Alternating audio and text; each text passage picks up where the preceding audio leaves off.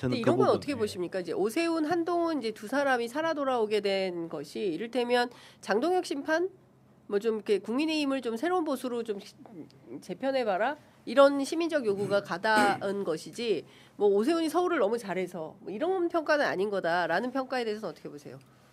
두 사람이 살아온 거에 대한 평가? 저도 우연적 사건인데 겹쳐 있는 거라고 봅니다. 우연히 겹친 거다. 달라요. 예. 성격이 다르고 예. 한동훈 후보에 대해서는 그 정서가 있는 거죠. 그러니까 예. 예를 들면 장동혁 대표로 대변되는 그리고 윤호개인으로 대변되는 구보수, 그러니까 기존의 보수로는 네. 우리가 다시 선거에서 못 이길 것 같은데 보수도 좀 새로워져야 될 것 같은데 실제로 영남권에 장동혁 때문에 안 찍었다는 사람들 많이 있어요. 네. 그러니까 이제 그 부분에 대한 평가가 있는 거고 저는 오세훈 시장은 그거랑은 별개로 아무도 뭐 오세훈을 살려서 뭐 보수의 대권 주자로 남겨놔야겠다 이런 생각을 서울 시민들이 전략적으로 한 게 한 건 아니라, 아니라. 이거는 이쪽에 말하자면 어떤 실기 혹은 안일함 이런 아. 거에서 오세훈 시장이 뭐 그걸 또 운이라면 운이라고 해야 되는데 정치인의 예. 운이 된 거고, 근데 민주당 입장에서 고민을 해봐야 되는 건 지금 한강벨트를 다 줬다는 거예요. 한강벨트를 다 줬고 경기 남서부를 다 줬어요. 한강벨트와 남서부, 예, 예. 경기 남서부. 네, 경기 남서부. 그러니까 예. 경기 남서부도 얼핏 생각하면 질 수 없는 데를 지거든요. 그렇죠. 뭐 하남, 하남. 의왕, 뭐 용인. 예. 그러니까 여기서 보면 다 이제 민주당 우세 지역들이라고 그리고 볼 수 심지어 있는데 성남도 줬어요. 성남도 지고, 성남도 예. 크죠.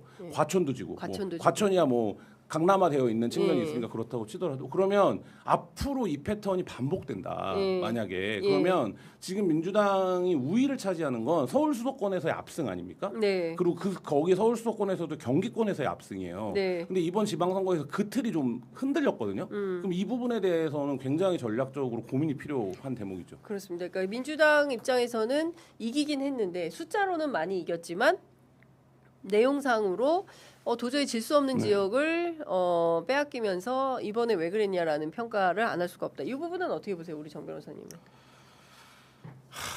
뭐 깊은 한숨, 아니 장탄식. 저는 사실 깊은 한숨 장탄식이라는 게 네. 다음번에 내가 할 말이 사람들한테 욕을 먹을 것 같아요. 하지 마. 저는 그렇게 생각해요. 물론 이제 너무 나이브하다라는 표현을 할 수도 있지만 2018년 지방선거에 비하면 초라한 성적표로 할 수도 있지만 2022년에 있었던 지방선거하고 비교하면 또 그렇게 나쁜 것도 아니에요. 그러니까 승리했다고 말할 수도 패배했다고 말할 수도 없는 애매한 결과라고는 이야기하지만 또 한편으로 생각해 보면, 네. 그러니까 뭐 역사의 수레바퀴가 왔다 갔다 한다고 하잖아요. 네. 진동한다고 하잖아요. 그러면서 저는 발전의 한 과정으로서 받아들이는 게 우리한테 더 좋을 거다라고 보는 편이에요. 그러니까 예를 들어서 한동훈 같은 경우도 지금 당선됐으니까 당장 좋지만 이게 본인한테 장기적으로 좋은 영향을 미칠 것이냐, 저는 이건 별개 문제라고 생각하거든요. 그리고 예를 들어서 우리 김경수 도지사님이라든지 김부겸 후보님이라든지 조국 대표님 같은 경우도 이번에 떨어진 게 끝은 아니라고 저는 생각을 해요. 네. 이거를 어떻게 자기의 정치적 자산으로 이용할지는 정말 별개의 문제인 거고, 너무 이렇게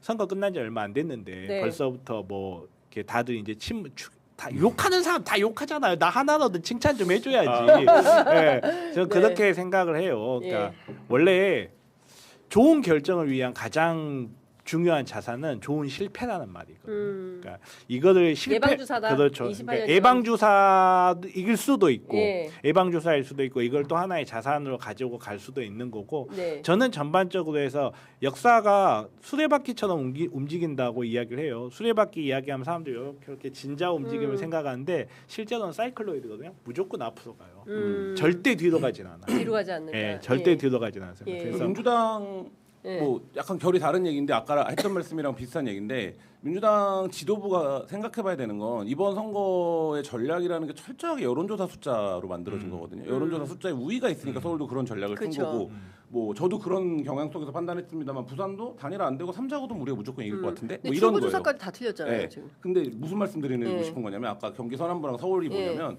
사전에 선거 투표일 전까지는 여론조사 속에서 구도가 만들어지는 것 같지만 유권자들은 결국 이익에 투표를 하는 거예요. 이익에. 예, 그러니까 이거를 간과하면 예. 여론조사 숫자상으로 보면 야 지금 구도상 12.3 비상계엄 이후에 처음 치르는 선거고 국민의힘 지도부 너무 못하고 네. 내가 국민의힘 지지를 못하지라고 하는데 투표장에 들어가면 찍는단 말이에요. 왜 찍냐? 그게 지금 서울의 결과, 경기 일부 지역의 결과, 부산의 결과 이런 거라는 거죠. 그러니까 근데 이런 건 어떻게 봐요? 대구 같은 경우에는 이게 투표한다고 하면은 김부겸을 찍어야 맞는 거예요. 왜냐하면 맞죠. 20조가 네. 오는데. 네. 근데 대구 사람들은 그건 이게 대구라고 하는 지역의 특수성이야. 아니 특수성이구나. 대구라는 지역의 특수성인 거하고 대구의 이익인 거하고 나의 이익인 건 별개예요. 그거는 별개입니다. 근데 전 이것도 김한 기자한테 좀 여쭤보고 싶은데 그 자기 이익에 그러니까 우리가 선거를 하는 것은 야 우리 동네 뭐 체육관 좀 지어줘 뭐 이를테면 도서관 좀 지어줘 이런 어떤 공동체 이익 뭐 이런 것도 있지만 뭐 부동산 집값 오르는 거 뭐 이를테면 교통편을 뭐 좋게 하는 거 뭐 이런 개인의 이익 이런 게 있잖아요. 근데 그게 이제 일치될 그러니까 이를테면은 이제 공동체의 이익에 기반한 거를 민주당은 뭡니까 자기 정책으로 많이 만들고 있어요. 근데 국민의힘 같은 경우에는 개인의 이익에 포커스를 맞추고 이제 정책 캠페인을 벌이잖아요. 근데 선택하는 지형에 따라서 공동체 이익에 표를 주는 데가 있고 이를테면 개인의 이익에 표를 몰아주는 데가 이를테면은 강남, 서초, 송파 뭐 이런 데잖아요.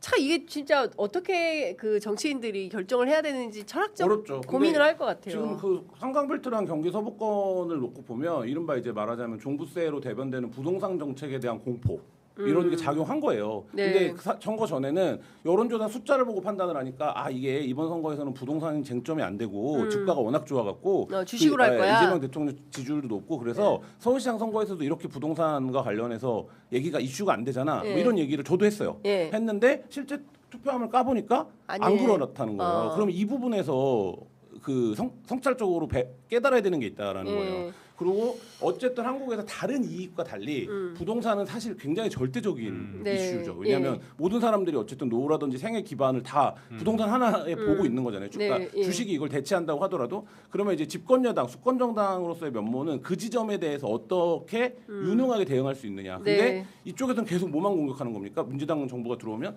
문재인 정부 때부터 야 민주당 정부는 부동산을 다구로 규정해 부동산 세금으로 부동산을 때려잡는데 이걸 해요. 이게 공포 마케팅인데 이게 통하는 거예요. 통하는 건데 야 저거는 거짓말이야, 저건 가짜 뉴스야 이렇게 받아서는 이게 해결 문제를 못 푼다는 거예요. 근데 이재명 대통령이 이제 부동산 불패 신화를 지속적으로 이제 그런 거는 없다라고 강조를 했잖아요. X를 통해서. 근데 그러면서 적극적으로 이렇게 발언을 한 것이 오히려 그쪽 표심을 저는 부동산 자체가 아니라 이쪽은 지금 이번 선거는 세금인 것 같아요. 세금 부동산에 대한 세금 문제. 이재명 대통령이 그건 안 한다고 했었는데. 안 한다고 했는데. 근데 안 그럴 것 같네. 자꾸 움직이는 것 같네. 이런 거에 대한 세금을 물릴 것 같네. 물릴 것 같네. 이런 공포 마켓가 지금 유일한 선거 전략이 그거였어요. 국민의힘이 공소 취소. 그다음에 부동산 세금 물린다. 요 두 개로 이긴 거거든요. 그러니까 뭐 이게 좋은 전략이라는 거 아니라 선거는 결국엔 상대의 전략에 맞춰서 하는 거잖아요. 그쵸. 근데 여기다 대고 우리가 구도가 우위지 어떻게 12.3 비상계엄 이후에 저기를 또 찍을 수 있어. 장동혁이 1년 동안 못했는데 뭐 이런 얘기를 계속 해봐야 제가 말하는 건 층위가 안 맞는다. 안 막힌다. 그렇죠. 오바마가 이번에 이제 트럼프가 당선된 이 선거 때 그런 이야기를 했었어요. 어떻게 흑인이 트럼프를 찍냐 이런 이야기를 했거든요. 그게 그 캠페인에 굉장한 패착으로 귀결이 된 이유 중에 하나가 그게 마치 자기들의 도덕적 우위를 드러내는 듯한 모양을 만들었다. 그리고 흑인이니까 이익 투표를 하면 안 된다. 마치 이런 구도가 됐다. 이런 평가들을 많이 해요. 그러니까 뭐 어떻게 보면 이게 내란 관련해서 이 뭐라 해야 될까 선거 구도에서 약간 좀 그런 부분을 좀 잘못하지 않았나 이런 부분이 좀 있다. 분명히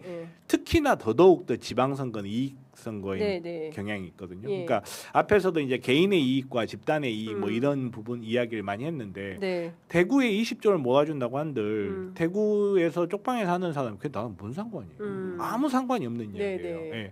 대구가 뭐 어디에 동성로 예를 들어서 4차선을 8차선을 만들어준다.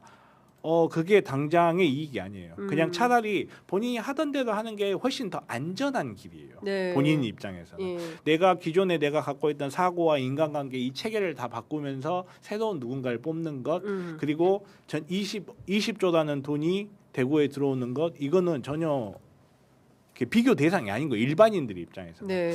좀 더 개인의 삶에 좀 맞춰진 저는 이런 좀 공약이 필요하지 않았나. 너무 이제 뭐 공자님 말씀 같긴 한데 이건 예를 들어서 지역에 엄청 공익적인 유권자가 아니 원천 공익적인 후보가 내 친구인 게 좋겠어요. 아니면 내 아들 좀 꽂아달라 하면 꽂아주는 후보가 내 친구인 게 좋겠어요. 간단하게 이야기하면. 간단하게. 그럼요. 사람들은 아무리 큰 이슈가 있어도 당장 저기 아프리카에서 10만 명이 굶어 죽는 것보다 우리 집 고양이 추도 떨어지게 더 중요한 문제예요. 사람은 그래요. 그거를 도덕적이고 합리적이고 이런 잣대를 갖다 대면 안 돼요. 그러니까 선거 자체를 정말 제대로 해야 된다. 그리고 이제 한강벨트하고 경기 남서부가 국민의힘한테 의석을 뺏긴 것은 진짜 뼈아픈 그러니까 그 거다. 지점 민주당이 반성해야 돼. 그러니까 다음 선거 전략을 수립하는 데 있어서 굉장히 그 주의 지점은 깊게. 집중적으로 봐야 된다는 예. 거죠. 왜 이렇게 됐는가? 예를 들면 예. 성남은 이재명 대통령 본거지고 예. 안산도 어떻게 집니까? 근데 그렇죠. 안산을 줬죠. 인구 구성비 값이나 이런 걸로 보면 예. 왜 그러니까 저를 쳐다보세요? 여기서 왜 졌는가?